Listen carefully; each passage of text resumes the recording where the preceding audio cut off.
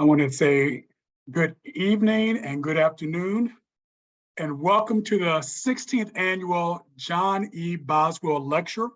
I'm the Reverend Dr. Roland Stringfellow, Managing Director, and on behalf of Dr. Bernard Slogard, Executive Director for CLGS, and the entire staff, we are excited to offer you this premier lecture on queer theology and practice.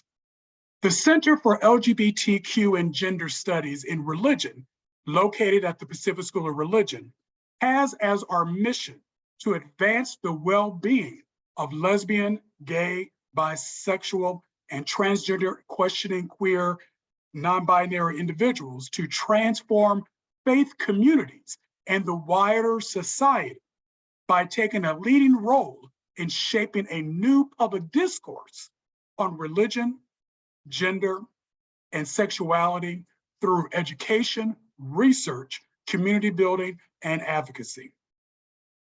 Founded in 1866, the Pacific School of Religion still to this day remains committed to preparing theologically and spiritually rooted leaders for social transformation. PSR values highly its home in the San Francisco Bay Area and looks forward to expanding its reach. The school's graduates are known for innovative ministries of compassion and justice around the world, in urban and in rural parishes, on city streets, college campuses, in the arts, public policy, and many other fields. And so with that, I would like to invite the president of Pacific School of Religion, our David Vasquez-Levy, to bid us greetings. Thank you, Dr. Stringfellow. I appreciate the opportunity to be with you all, and good evening and welcome to the Boswell Lecture. This 16th annual event is a distinguished experience of really advancing that discourse around religion and in society and sexuality. It is critical, as we all know, particularly at this moment, that we engage this conversation in new ways. The rise of Christian nationalism, white supremacy, bigotry is rampant around our nation. It is expressed in specific ways in legislation that are seeking to restrict the rights, the lives, and the well-being of LGBTQ people, along with the well-being of others. CLGS's commitment over its entire over 20-year history has been to those intersections of sexuality, human understanding of ourselves around gender, race, and religion, and how these can be not a part of the problem, but rather part of the solution. How can religion be viewed in the public square as part of the solution to these challenge globally of exclusion, bigotry, and hate? We are delighted tonight to welcome Reverend Dr. Pamela Lightsey into this conversation. Excited to hear your perspectives and your inspiration, as well as the challenging words I know you will leave us with as we imagine our work together. I am delighted also that this lecture begins our work over this weekend with Souls of Fire, as we think over a long history of advocacy and work at the intersection of LGBTQ work and African American communities.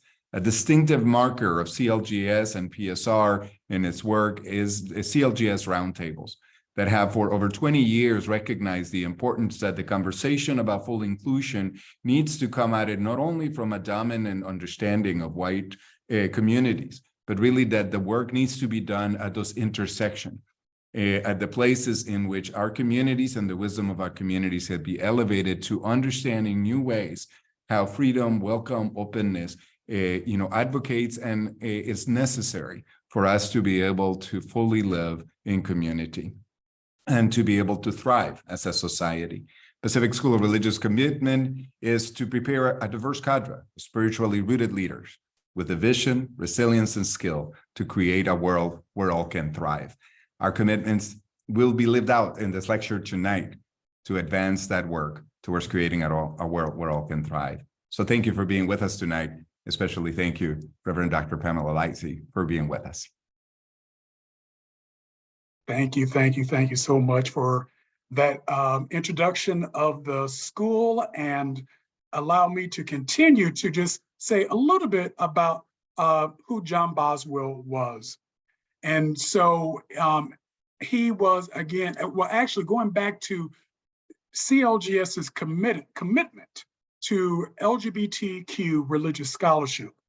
There was no better person than to found this lecture after than John E. Boswell. It was in February of 2006 that we brought together some leading voices in both the academic and activist circles to consider Boswell's lectures and his scholarship and the path that it continues to chart for so many others, for them to be inspired by being out queer voices.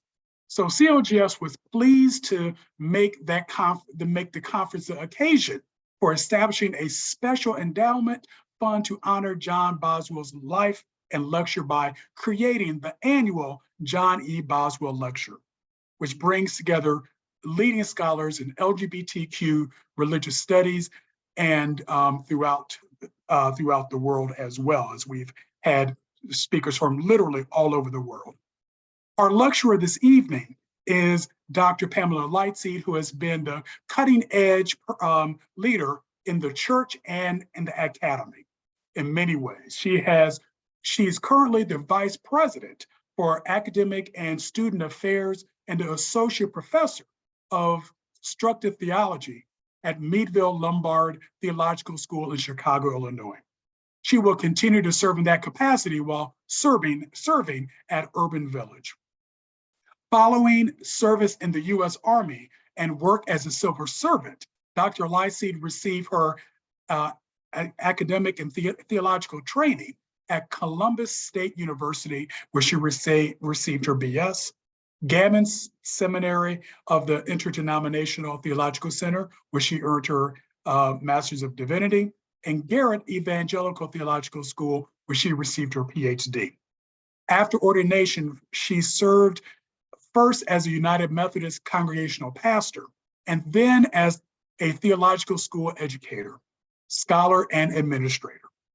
Throughout her vocational life, she has been a leading social justice advocate, working with local, national, and international organizations, focusing primarily on the causes of peacemaking, racial justice, and LGBTQ rights. Dr. Lightsey's publications include the book, Our Lives Matter, A Womanist Queer Theology, He is Black and We Are Queer, in an Albert Cleavage Jr. in the Black Madonna and the Child, and Reconciliation in Prophetic Evangelicals, Envisioning a Just and Peaceable Kingdom. And lastly, If There Should Come a World, in Black United Methodist Preach. This evening, Dr. Lightsey is going to be speaking to us on the topic of the big lie and its old hatred. American politics has long been a challenging system for its Black citizens. To fight to keep Black people from voting is a long and violent part of the American political and religious landscape. More recently in our history, with the push for marriage equality and abortion rights, the survival for Black families has become a wedge issue in major political campaigns. This lecture focuses on the ways Black queer bodies are used to leverage the aspiration of political candidates, church leaders, and powerful elites.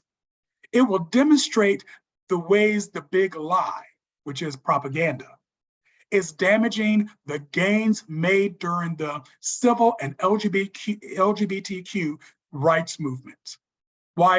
While its primary focus will be on Black queer women, this lecture this evening will spotlight why all persons who believe in freedom and liberation must see this old hatred as a danger to all humanity. So without further ado, I would like to bring to the stage Dr. Pamela Lightsey. Thank you. Thank you so very much.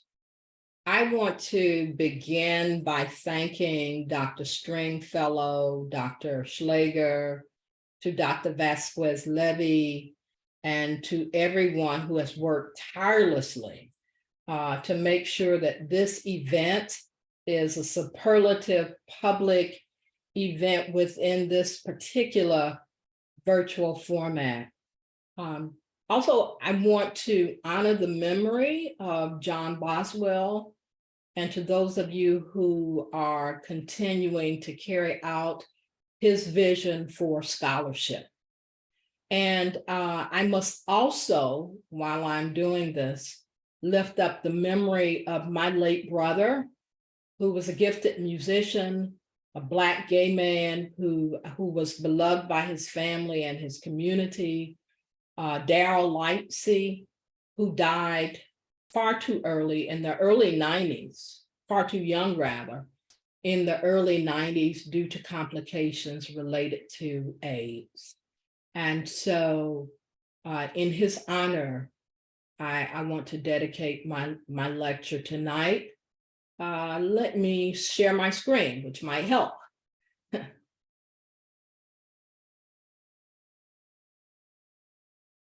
So the title of my lecture for tonight, as has already been said, is The Big Lie and Old Hatred. This country has been built by the telling of lies to assuage oppressors. This is something that has been on my mind for quite some time.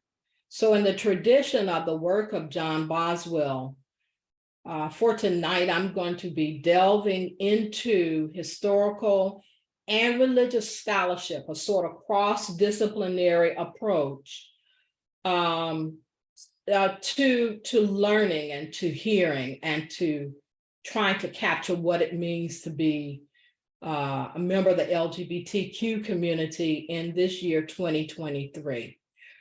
Tonight, we're going to spend, or this afternoon, for those of you on the West Coast, we're going to spend some time remembering and learning the ways that democracy has been built up by lies. And this is not necessarily to critique democracy. I'm not necessarily trying to critique democracy, but I want to declare what has been. So in order to do that, there's going to be some remembering. And for some of you, it may be painful remembering, but it is remembering that is rooted in truth nonetheless. We're going to spend some time doing that because I'm very concerned that in this current political climate in our country, historical truths, as many of you know, are under attack. I don't feel that I, as a queer, lesbian, Black woman, have the luxury to speak about or to offer an address, certainly before this distinguished, you all in this distinguished, at this distinguished event.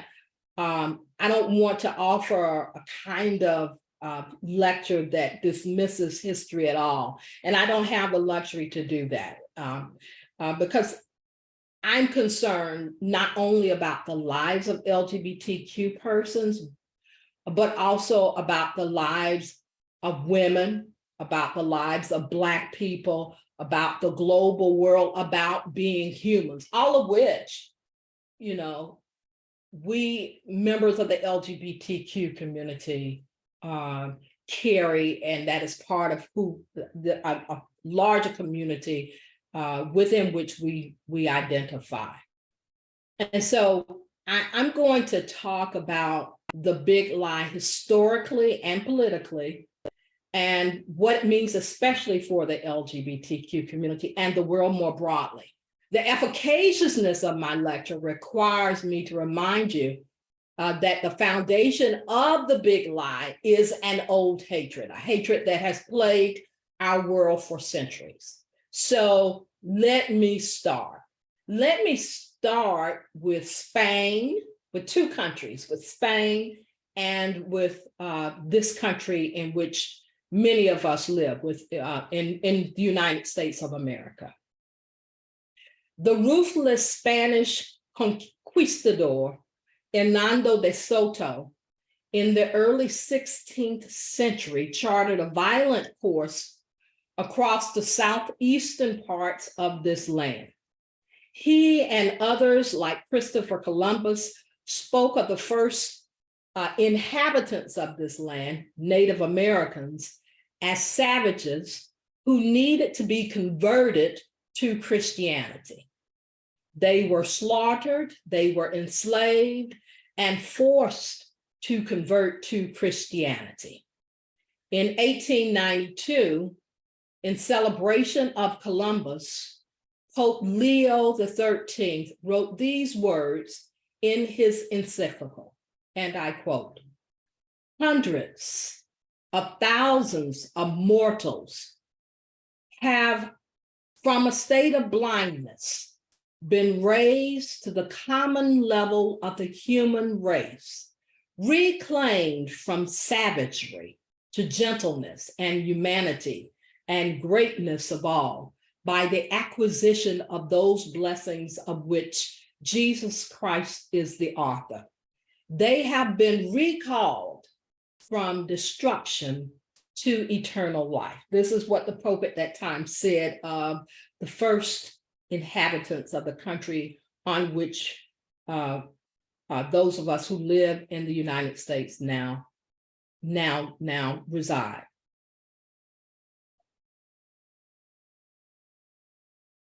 See if I can move. In 2021, my denomination, the United Methodist Church, issued a news article penned by our agency, the Global Ministries, that contained these words, and I quote, "In recent media reports, a public education campaign and the announcement of an investigation by the United States Department of the Interior has cast renewed light on one of the most shameful practices in the deplorable treatment of the indigenous people of North America by European colonists across 500 years. This was the forcing of thousands of Native American boys and girls into what were called Indian boarding schools in a deliberate attempt to separate them from their families and cultures." It further described, this article, the passing of a resolution at our 2016 General Conference, wherein the body adopted, and I quote, "an omnibus resolution on Native people and the United Methodist Church drafted by Native members that specified the forcing of young people into boarding schools as an example of offense. The resolution states, government and religious institutions intentionally destroyed many of our traditional cultures and belief systems to assimilate our people into mainstream traditions, mainstream cultures. Many of our ancestors were forcibly removed to boarding schools, often operated by religious institutions, including historical Methodism." Now, I want you all to know that I am clear that the sin that is borne by United Methodists or Americans is not borne by United Methodists alone, but rather is borne by many in this country who are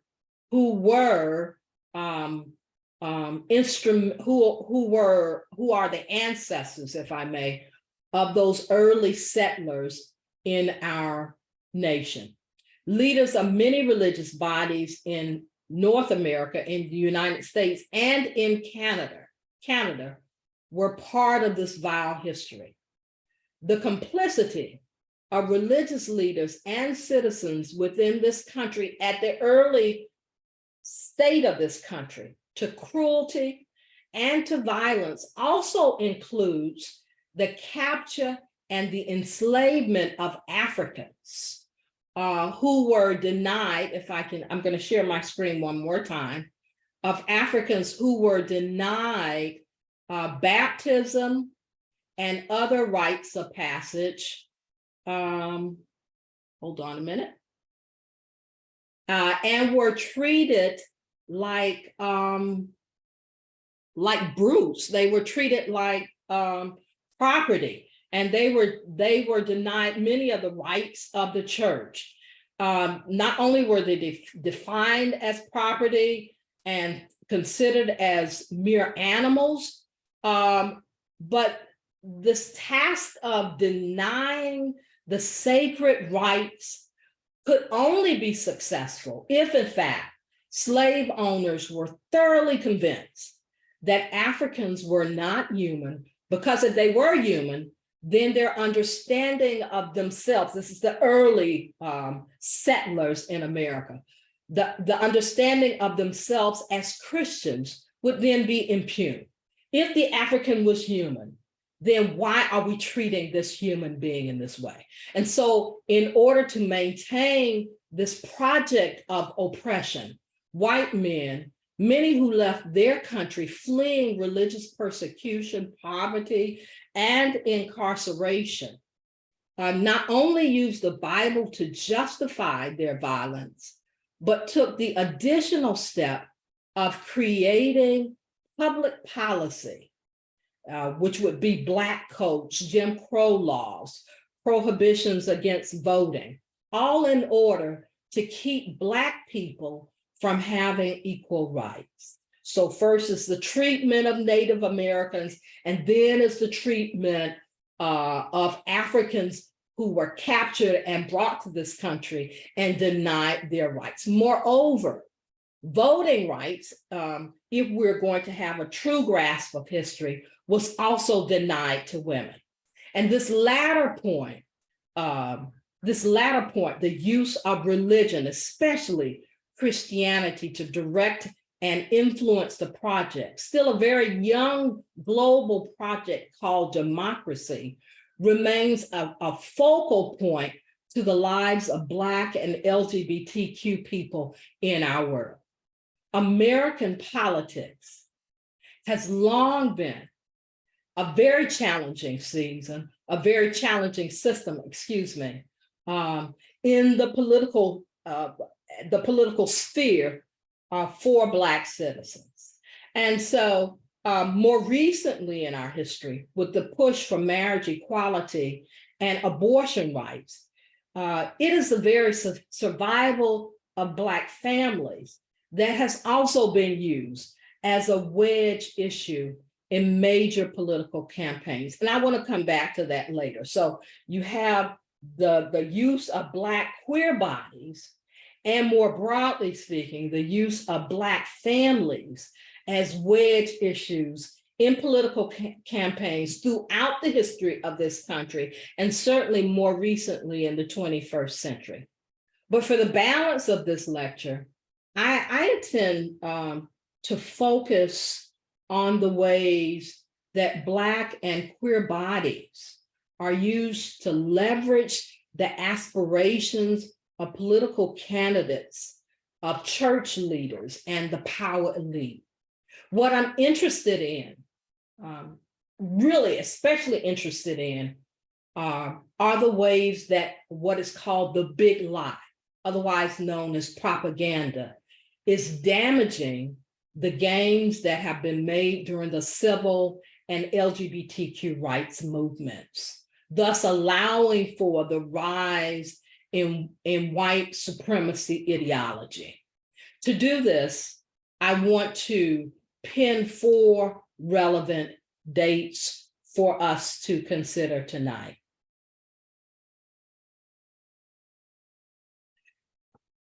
The four time frames are, the first one is August the 6th, 1965, which many of you will remember or will know is the time that the Voting Rights Act was put into law here in the United States. Another time, another era in our country that I want to pay attention to is the 2013 Supreme Court of the United States gutting of what's called the coverage formula. And I'm going to discuss all of these. The third era that is important for our the lecture tonight is the historic national legalization of same-sex marriage that occurred on June 26, 2015. And then finally, excuse me, I'm sorry, I've gone too far. And then finally, the election of Donald Trump, which took place November the 8th, 2016. So 4 time frames: August the 6th, 1965, June the 25th, 2013, June the 26th, 2015, and then November the 8th, 2016. So let's begin. I'm going to stop my screen sharing for just a minute. The Voting Rights of 1965, for those of you that study history, remember history, and I'm not assuming that everybody is aware of this history, especially what I'm hearing going on in our nation today. So it's important that I not make the assumption that everybody knows these dates and that everybody's aware of this history. So the Voting Rights of 1965 was enacted to ensure that there would be no discrimination or acts of suppression against Black people and other racial minorities being able to vote here in the United States. It effectively outlawed all the strategies that I've spoken about earlier, the Jim Crow laws, the Black laws, all of those things that were put into place to keep Black people from voting. It outlawed all these strategies that sought to disenfranchise people from equal access and rights to vote. And this was a really critical point in the history of our nation because it fueled a kind of sensibility, according to the late Congressman John Lewis, that the day, I'm going to quote him because I think what he said about the Voting Rights Act is really, really important. He said that the day itself, when the Supreme Court ruled for voting rights in 1965, that day, he said, was a culmination, a climax, the end of a very long road. In a sense, it represented a high point in modern America, probably the nation's finest hour in terms of civil rights, end quote. However, the right to vote did not stop the work of white supremacists towards the goal of total political power and control in our nation. And many of you know this. The American power elite, rooted in campaign finance strategies and segmented capitalistic class ventures, shifted, rather they broadened their work of suppression. And the rise of conservatism, the quest for gay rights, and the decline in organized labor helped usher in a political strategy that would place the lives of LGBTQ persons right in the center of a major political campaign. And so in his 2004 re-election campaign, even though he displayed little public interest in gay marriage, President George Bush was convinced by his strategist, Karl Rove, to announce his support for a federal ban, a constitutional amendment against gay marriage. The draft of the amendment was supported by bishops of the African Methodist Episcopal Church and the Church of God in Christ. These are two historically Black denominations. This public stance was good for the conservative vote in swing states, and what is more, it shifted the attention of many Black Christians away from the Democratic candidate at the time, John Kerry, to George Bush. In fact, a large number of Black pastors endorsed Bush in opposition to same-sex marriage. And in so doing, the lives of LGBTQ folks, especially Black LGBTQ folks, became a focal point in the campaign. For instance, a Black preacher by the name of Reverend Gregory Daniels, in a February 2004 interview with the New York Times, said, and I quote, this is a Black preacher who said this, "If the KKK opposes gay marriage, I would ride with them," end quote. A Black preacher said that. Both Democrats and Republicans courted Black churches over the issue of same-gender marriage. Conservative and progressive theologies were prominently espoused by candidates and pundits during the long days leading up to the election. Soteriology, ecclesiology, eschatology, the Imago Dei, all were interpreted and detailed in moral and biblical apologetics.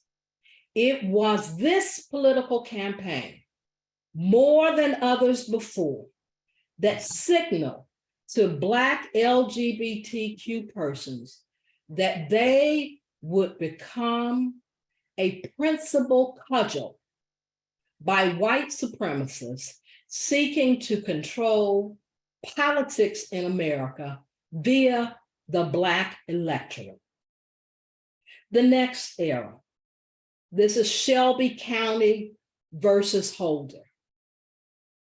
It was not just the Black LGBTQ community alone, and certainly not without further evisceration of the Voting Rights Amendment.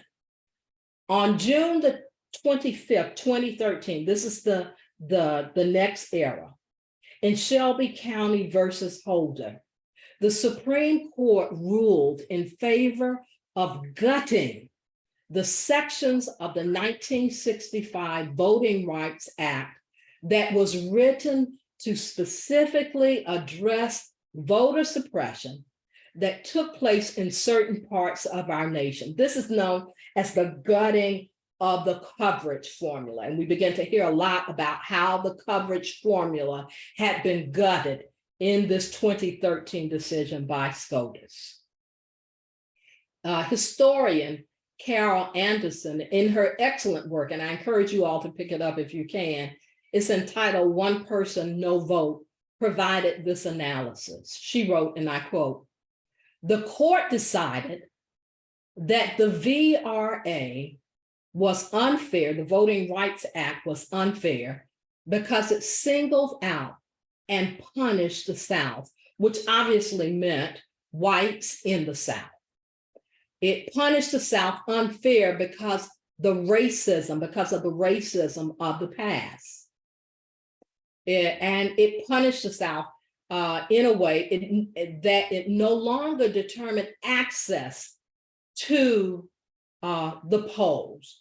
And with the Voting Rights Act, the GOP-led states asserted that it was actually voter fraud, not voter suppression, but voter fraud that required the full machinery of government to eradicate, end quote. So now with the coverage formula disabled, gerrymandering, the redrawing of district lines, all allowed politicians to severely weaken the progressive vote.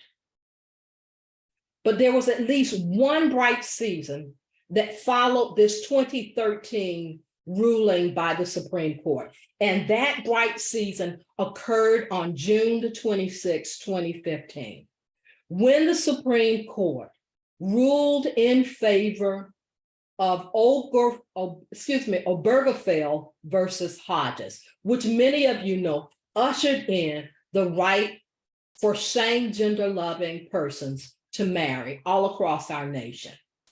And this day was a day, at least for some of us, it was celebrated. People were up just elated because of same-sex marriage finally becoming law in the land.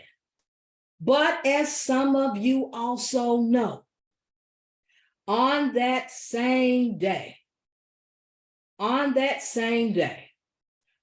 Obergefell versus, let me share my screen.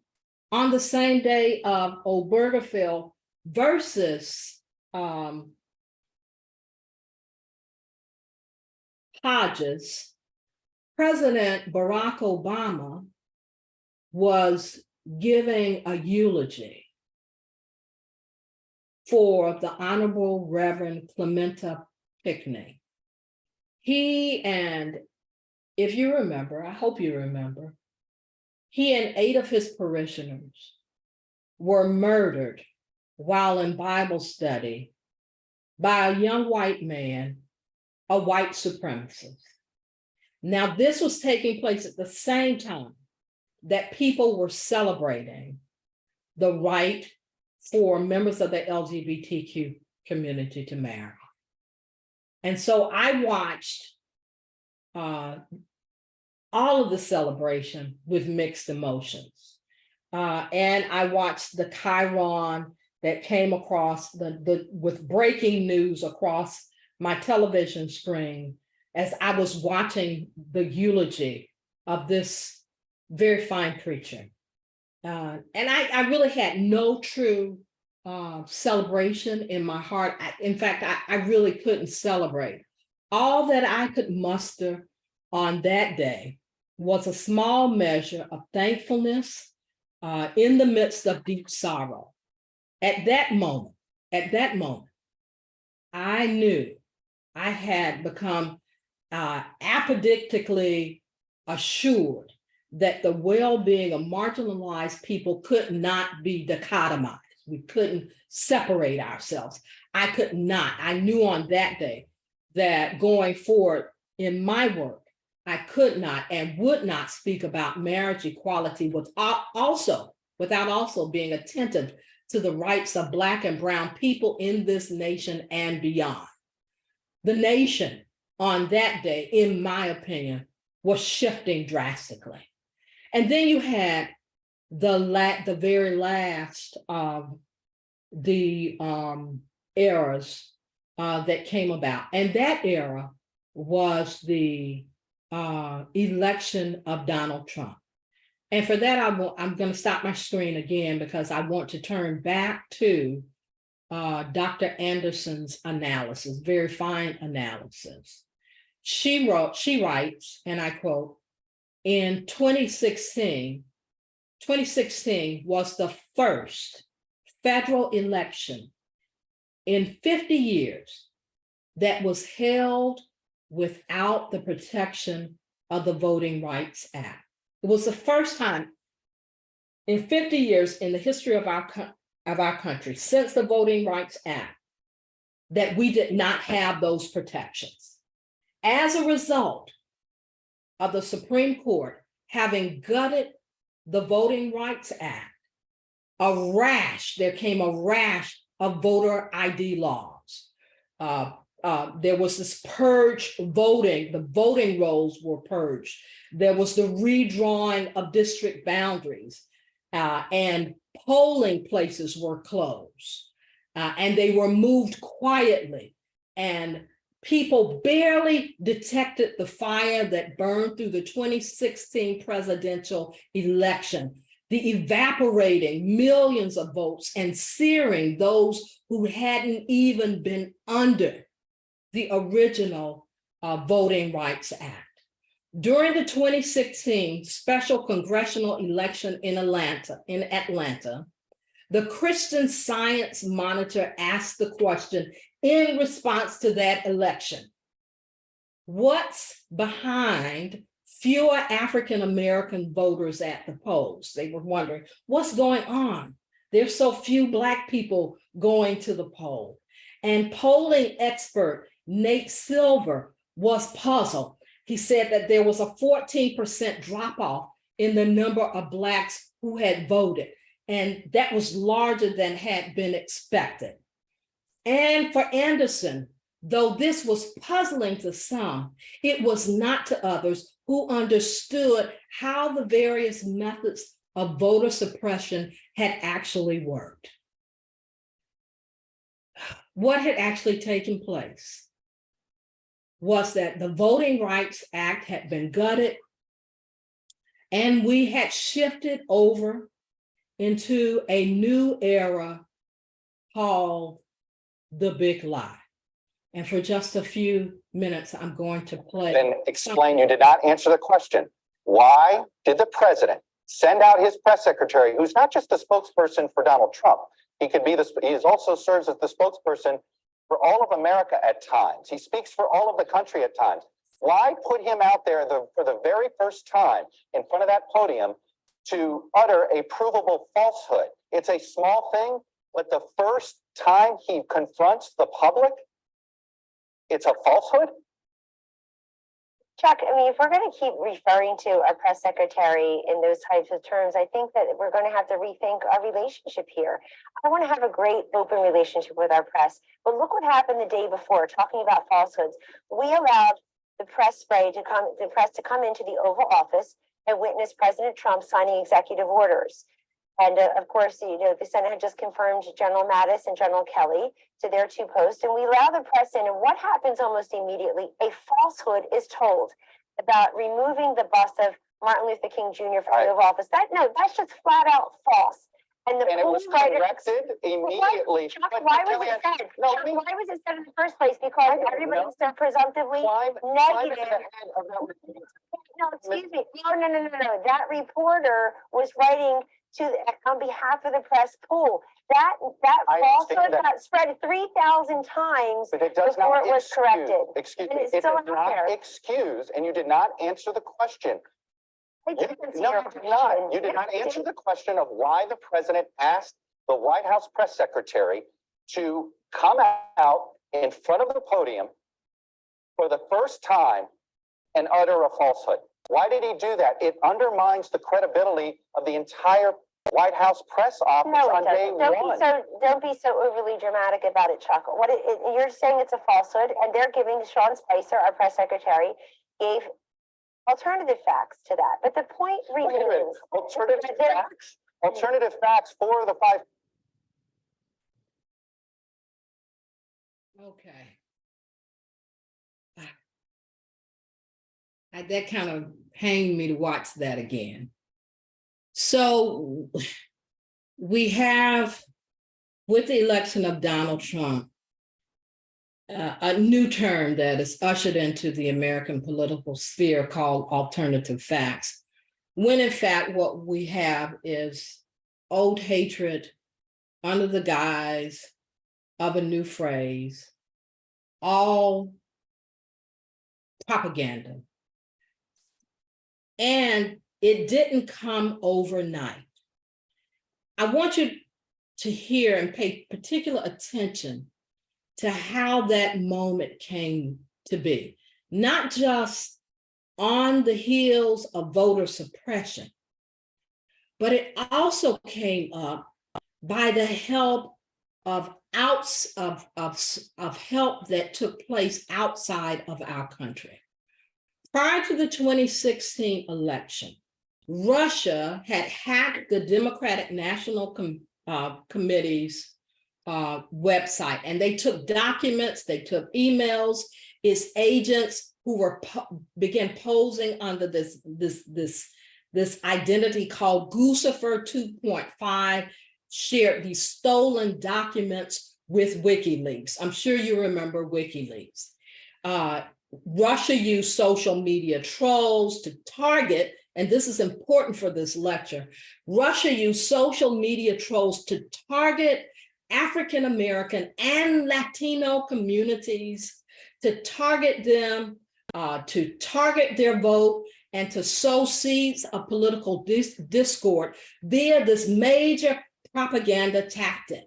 And it took place within African-American social media communities as well as the full American landscape. So you had this disruption that was taking place within the African-American community via social media, so that by 2020, not just the election of the first time Donald Trump was elected, but so that by 2020, leading up to the November 3rd presidential election, a number of us had begun to study what was going on with the big lie.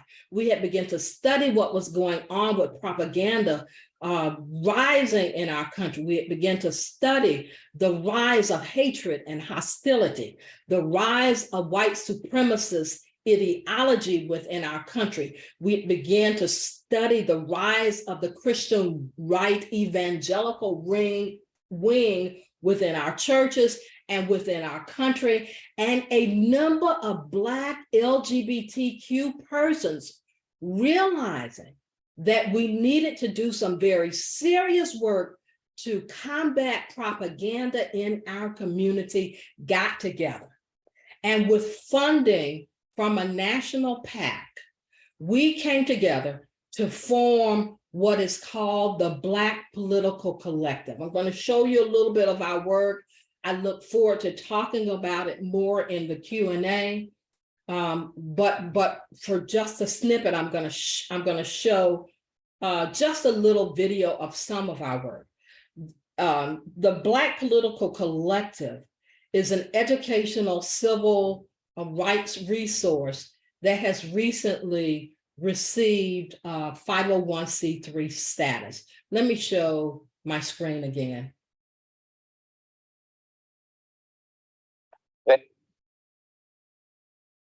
Some of you may know some of the persons who are part of the Black Political Collective.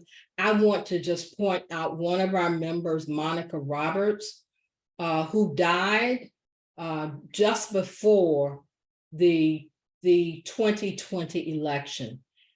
She had worked with us for several months leading up to the election, helping us to do work to empower and to educate members of the Black LGBTQ community in this country.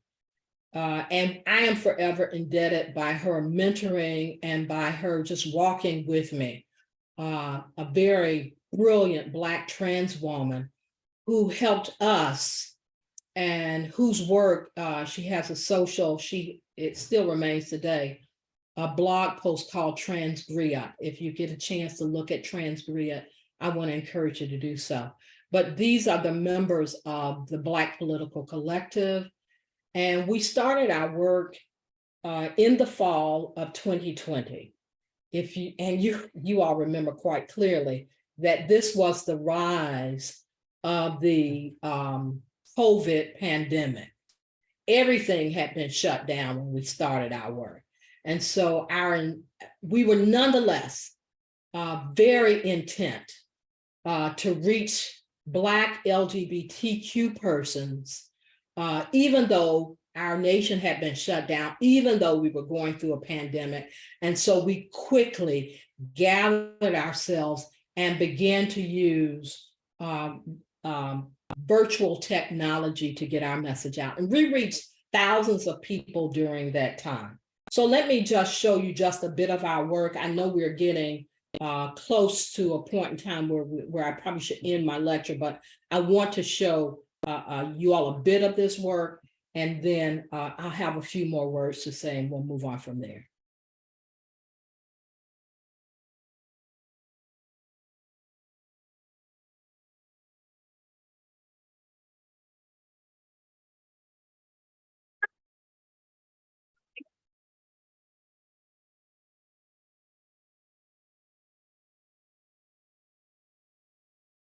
Well, primarily because everything that I am, and basically the majority of the people that I serve, are the antithesis of what the current administration supports. Everything. In terms of being a woman leader, a woman who believes the woman has a right to choose what happens with her body, being a same gender loving woman who is not on the down low, even remotely. I think that's important and important to say, and a woman of faith, but a faith that is broad enough to embrace other faiths. And in connection to that, the descendant of slaves. And in my opinion, how's it sound? You sound good. Working all right. In my opinion, most of what has been done or the folks tried to do in the last 3 and some change years is to literally destroy all of those things.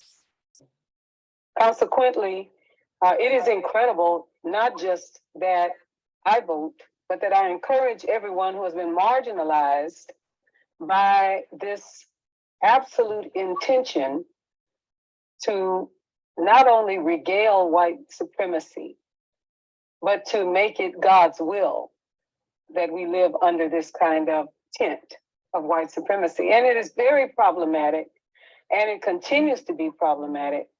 And if we don't see ourselves as powerful enough, then we will leave it to the generations after us to have to pass through some water that we can manage to change in our own time.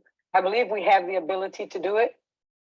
There are things that we'll say as we go along, I'm sure, about the actual work that can be done.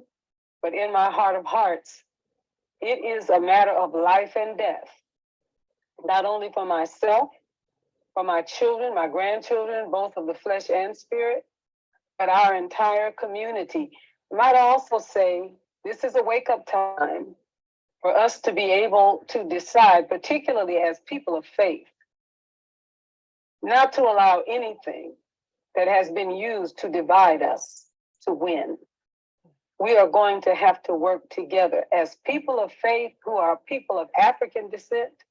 We are going to have to find our way beyond whatever realities separate us so that we can have a cohesive voice for justice in this time. Mm-hmm. And when I hear cohesive voice. So here we are in 2023 at the beginning of what will no doubt be a very contentious presidential election season that is approaching. In my mind, we are in far more danger of losing democracy than ever before. The big lie is being used to ramp up MAGA GOP supporters, many of whom are profoundly adherent to white supremacy.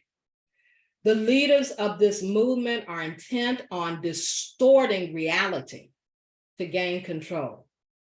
That work is being done right now, my friends, through campaigns with the foundation, the very foundation being the dehumanizing of people through attacks against the LGBTQ community, through book banning, through lies about conversion therapy, about gender affirming care, about abortion rights, about drag shows, about same-sex marriage, about immigrants and Black and brown people, about Jews.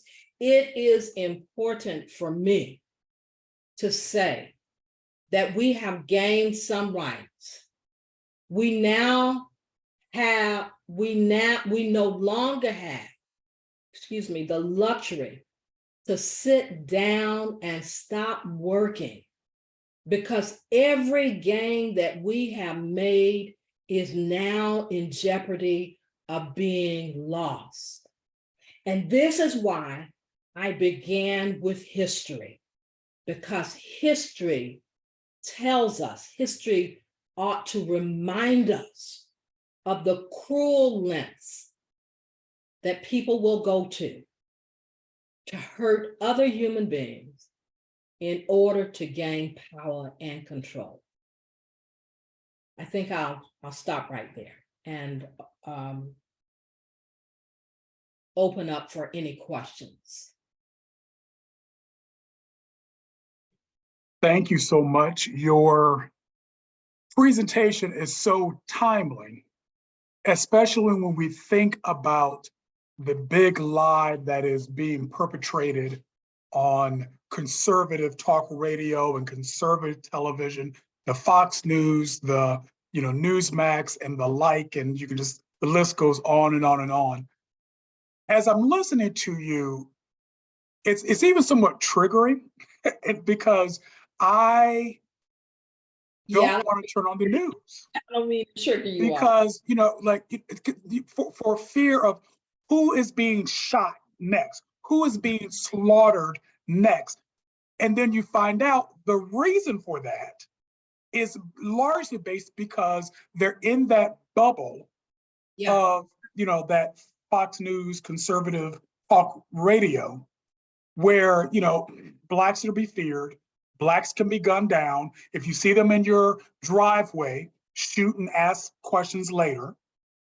And then, you're just kind of just faced with just a lot of fear and hopelessness. So my question is, how do you find hope in this wilderness of, we're talking about alternative facts? Absolutely. It's the facts are being replaced with a white supremacist lens on history. Let's erase anything dealing with, people of color, queer contribution. White is all right. So where do you find that hope and, the encouragement for those of us who are afraid to turn on television?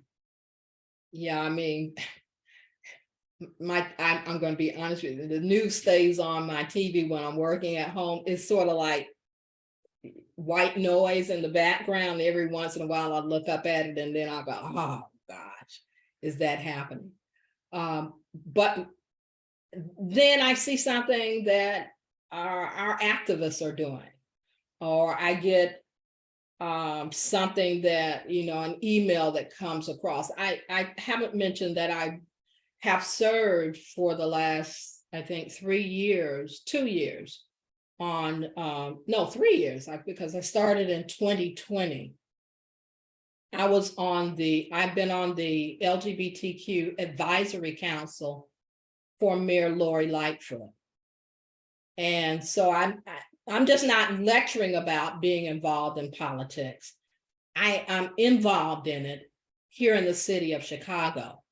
And so every once in a while, the committee will bring up something, will do something that makes me feel like, okay, we're doing great work here. And people are still connected. Most recently, we passed a resolution in honor of a Black trans woman who was found, her body was found in Lake Michigan, Elise Ambrose, bless her memory. And we passed that resolution to continue her work, and her work was centered on ensuring that trans persons in our city could have employment. I mean, that just blesses my heart that city council thought so much of the work of this Black trans woman who was always knocking on doors, who was always trying to get employers in our city to hire trans folk. And our city has said, okay, we're gonna continue that work.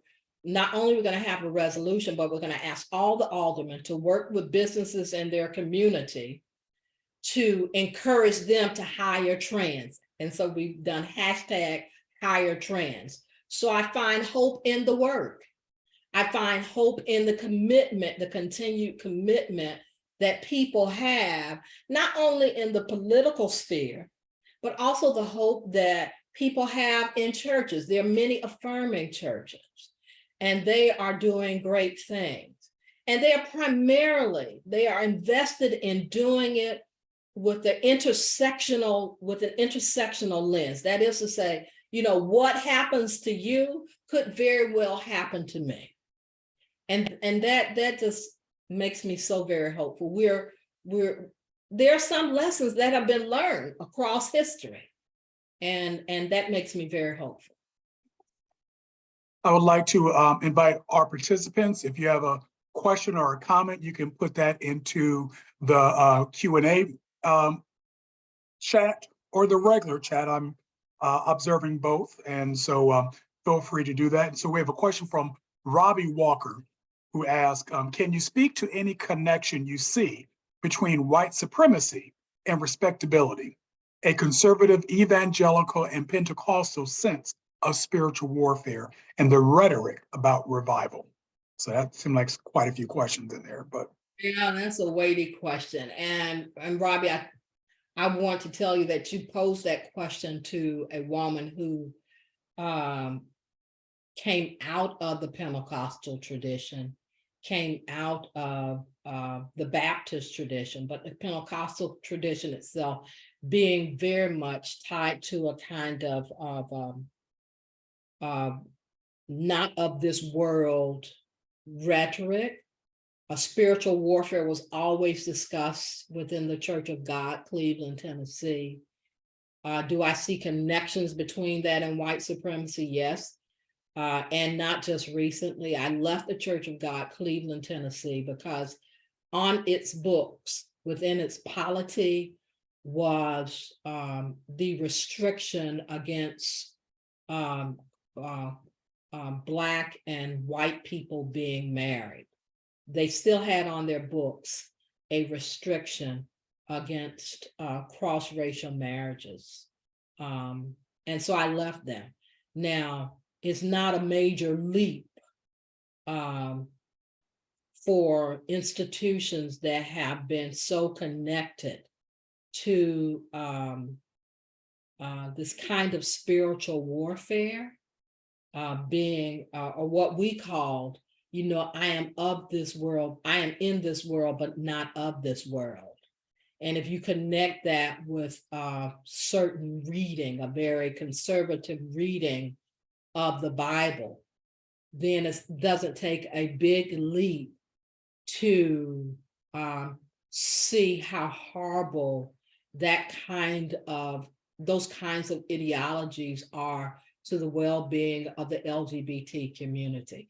Certainly connected to that, to white supremacist ideology is not only an interpretation of the biblical text that is so anti-LGBTQ, so anti-woman, I would also say, so anti-Black and brown people, but also so anti-anyone who does not conform to what they think is correct morality. And so this is not new. This is what I want to say again. This is certainly not new. I also want to say that I am also seeing some shifting within some Pentecostal traditions where persons are becoming or are more affirming and are coming out in terms of their affirmation of the LGBTQ community. And so that's also very hopeful for me. Oh, Robbie is Pentecostal. Yes. He wanted to testify to that. Testify now. So Dr. Lightsey, you really speak about the importance of visibility. And so I'm wondering, and even related to what your statement about some Pentecostals who were, coming out, how important is coming out for you? Not you personally, but I mean, what is your opinion? Particularly, I tend to say in my congregation in Detroit that I don't always know what circumstances you have to face. Like if you'll lose a job, if you'll lose child custody, for, coming out, but I feel like it's important to, when you are resting at night, that you can rest in peace with who you are. And so that's, in a sense, the vein I would like to, how important is the whole coming out process, particularly for Black LGBT, Black queer folk to you? 6 in one hand, maybe half a dozen in another here. Certainly I'm concerned with safety. But I also know that as many of us that can come out, that is very helpful to Black LGBTQ persons. I'm just going to speak from my context. And I spoke about my brother at the beginning of my lecture. My brother was out from the time he recognized he was gay. And so he set that kind of standard for me. He was out, he was unapologetically gay. And at the same time, he suffered for coming out. He came out at a time when it was not fashionable to come out. I came out at a time where it was beginning to get safer to be out. And coming out was costly for me, but it was not as costly as losing my soul, losing my peace, not being able to sleep, as you've already spoken about. So, especially in this era, when persons are trying to use queer folk as a wedge issue for political gain, I celebrate when people come out. On the other hand, I am clear and in my criticism of people who try to make folk come out, and people who interpret with the slightest language that persons may utter. Oh, they said this, so they must be there, they've come out. No, if they have not clearly identified themselves, then let us not call what they have not called for themselves. I'm pretty insistent about that, because I don't think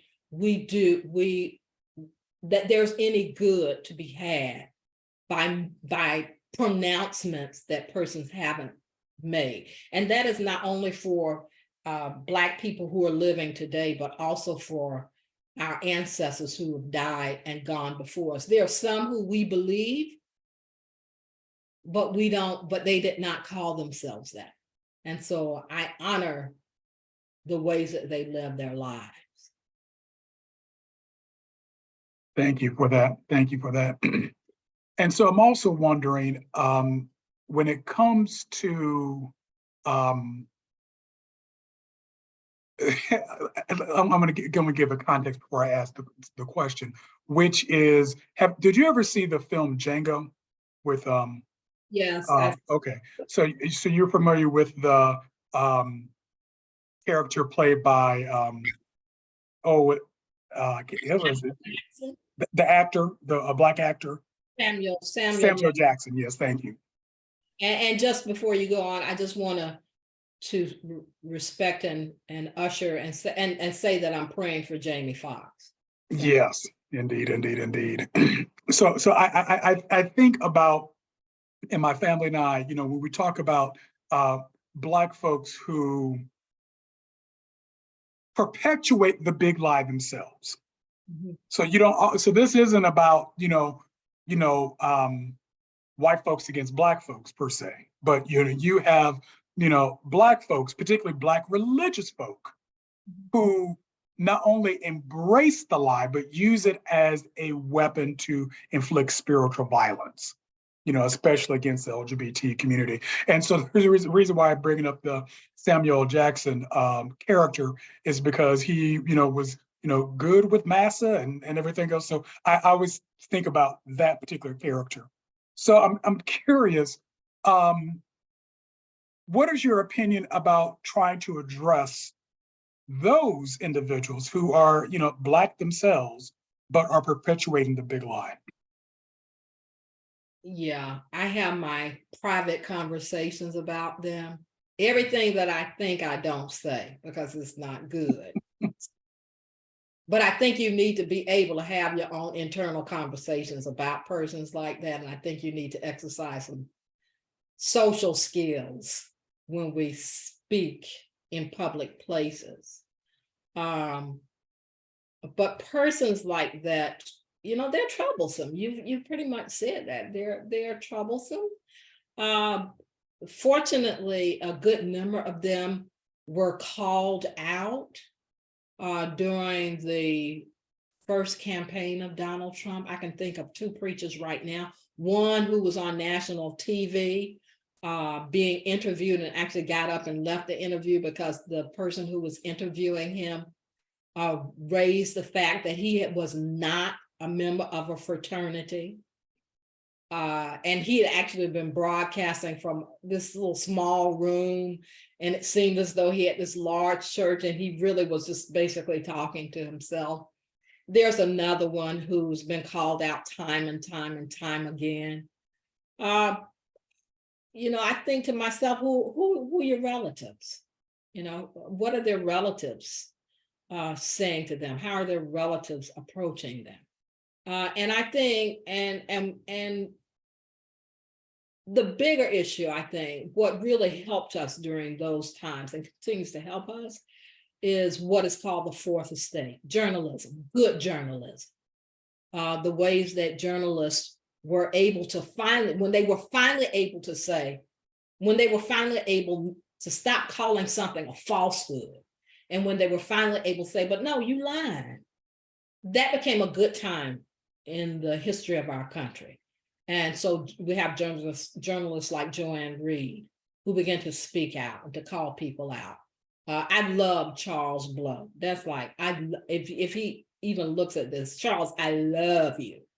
But I love what Charles Blow is doing as a Black journalist. Those things are very, very important. And then you didn't ask about persons who are not preachers, but then you had the well-earned defeat of Herschel Walker, who was a basic puppet in the hands of white supremacists, a Black man who was used and abused, and who swam in those waters, and it did him no good. And so I'm thankful for the voting population who got up in Georgia and did the good work. Shout out to my girlfriend who works for the ACLU and did great work during that time with AAR and now ACLU. I just so appreciate persons who are doing that work behind the scenes. Indeed. Thank you for that. Ms. Ann Jefferson has a comment and question. Jefferson. Thank you so much for the review of those key moments of history and making those linkages. The juxtaposition of what was happening on June 26, 2015 was profound. The video of the alternative facts was traumatizing because we are often so ahistorical in this nation against history. How do we counter the moves to increase our ignorance of history unless it fits the white American hero mythology? Yeah, I think, and you spoke about church earlier. For those of us that have churches or leaders in churches, I wish at this time that persons will use their influence in their churches to use the church not only as a place where preaching takes place, but where sound teaching takes place. And I'm just not talking about teaching of the Bible, but I'm talking about where they're banning books. Why isn't the church making libraries where they are buying these books that are being banned, and where they are allowing people to come into the church and read these books, and where they will use the church and gather up teachers? I mean, my niece is a teacher. She would love to be able to teach in a place where she is safe to do so in the state of Florida. This is an important thing, using our churches as instruments of teaching. We talk about freedom schools. The church, all of our churches can become freedom schools to counter this ahistorical drive that's happening in our country. The church has been considered a flagship, particularly African-American churches. The African-American churches, the independent Black churches in our country, they rose up, they were birthed as a freedom movement to counter oppression and bigotry. I think we need to go back to that. I have a friend who is a wonderful friend, Andy Oliver, white, cisgender man, who is in Florida, who is using his church for that. During the children's moment, he actually takes books that are being banned and he reads those books. Those books are being read to children during that children's moment that many churches have. And then he'll follow it up, or someone will follow that up and bring in a kind of theological tenor to what the book has already sought to teach children. I just think that our churches need to be, instrumental in that. Amen to that. Well, a related question, and I'm going to make this the final question. Unless someone else has a question, please go ahead and put it into the chat or the question and answer, or if you want to share and show your appreciation for Dr. Lightsey, you can go ahead and do that now at this time. So you're an educator, and we're talking about visibility, we're talking about voices, and even challenging or challenging viewpoints that are harmful to folks. So my question is, when it comes to the young people that you work with, what hope do you see in terms of the next and the new generation to possibly challenge these older voices that hopefully will just roll off the scene? God, please. Yeah, well, they are grand. Younger voices are really grand. And I'm an educator, I'm an activist, I'm on the streets, and I see, young people are, I think here in Chicago, where they are questioning. We just recently had an election for a new mayor, and the young people were very, very instrumental in helping to elect a progressive. Our next mayor is a young man himself, quite progressive. And they were instrumental in that. So when people say young people aren't involved in voting, that's not quite true. They are very much involved in voting. Unfortunately, we pay a lot of attention to the voices, to those who are not and who are very charismatic. So I find a lot of hope in our activists who understand that the way to justice and freedom is not only through protesting. Protesting is one element, getting out on the streets is one element to justice and liberation, but they also understand that they have to work to get out the vote. And they also have to be part of public policy making. These things are important to me. This is where I find hope. And I also see young people. I'm an interim pastor in Hyde Park here, a church called Urban Village Church. And most of my church is people who are much younger than me. And they're bringing younger people into the church, and they're coming in with all of this technology, Black, queer. My church is very much a church that is a church that is what do I want to say, is diverse, a diverse church. And so they're coming in with all this technology and stuff. Hold on a second. They're coming in with technology, and they're recording my lectures, and they're saying, okay, we need to get this out, Pastor Lightsey, because you preach so well and you address the things that we want to have addressed. And so they're doing all of this stuff, and they're making room. And I just thoroughly appreciate that. Well, thank you so much for those encouraging words for the next generation. And thank you, Ms. Ann, who let me know that the chat was disabled. It is not disabled anymore. So if you would like to, put your appreciations to Dr. Lightsey, you can go ahead and do so. And thank you, Reverend Dr. Donaldson. Good to see you, brother, as well, and who is saying thank you for your work as usual, and inspiring and empowering work as well. So when just again, just say so very much a great big thank you, not only for me personally as a Black queer man, but particularly for on behalf of the Center for LGBTQ and Gender Studies. And that's a really great segue. Your comments for the final announcement that I want to make, because we will see Dr. Lightsey again on Saturday, this Saturday, April 22nd, beginning at 12 noon Pacific and 3 Eastern for the Souls of Fire 8 conference. We'll be celebrating our 20th year. We haven't done it 20 years consecutively, but it was 20 years ago that the first Souls of Fire conference, and it is speaking up on the at the intersection of the Black church and LGBT queer identity.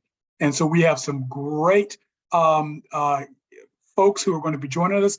I've invited previous Souls of Fire fellows to come back to share their work that they presented then, and to ask how relevant are their ideas and their visions for the Black church? How have they stood up through the test of time? So Reverend Kendra Frazier will be one of our Souls of Fire fellow, and Reverend Terrence Mayo will also be our 2 fellows. And joining Dr. Lightsey will be Minister Marvin K. White from Glide Memorial Church. And so it is going to be a great time of worship as well as intellectual stimulation. So both good food for the mind and for the spirit as well. Then on Sunday, April 23rd, I will be the guest preacher at Glide Memorial, be speaking also on the topic of Black queer spirituality. And so you can register for the conference either at soulsoffire.org, and you can see the link there, or go to our other website, CLGS.org, and look for the Souls of Fire tab at the top. Just click it, and you can go ahead and register. In order to participate, you need to register just like you did for this webinar this evening. So again, Dr. Lightsey, any final words or conclusions that you would like to share with us? Please give my friends at Glide Memorial, that's United Methodist Related Church, please give them my kind regards. I remember I preached there a couple of times, and so you're going to be in a great space, a really great space. I want to thank everyone for hanging out with me. I know history can be traumatizing, and it can be, at some points, it can be even boring, but we need to hold on to the history. I hope I can't impress that enough. We need to hold on to the history because people are trying to erase history. And every chance you get, bring up this history, recall it to people's memory, and also teach it to people, because some people aren't even learning about this. So I thank you all for this. I thank you for the opportunity. And once again, I thank everyone who was part of making this happen. Well, thank you again. I'll let you take a look at the various chats that are there. And some people I'm sure you know. Go ahead. Y'all, greetings from Meadville Lombard Theological School. And I will take greetings to President Elias Ortega from you, President Vasquez Levy. I will certainly do that. And to all of you, thank you so much, so much. Thank you, thank you. And again, we appreciate all of you for joining us this evening for the 16th annual John E. Boswell Lecture. And we'll look forward to seeing you at our next, and there's a whole slew of programs sponsored by CLGS. So if you can't make the Saturday Souls of Fire, it will be recorded, but we look forward to seeing you at the next CLGS programming. For right now, thank you, take care, God bless. Take care, everybody. Bye-bye.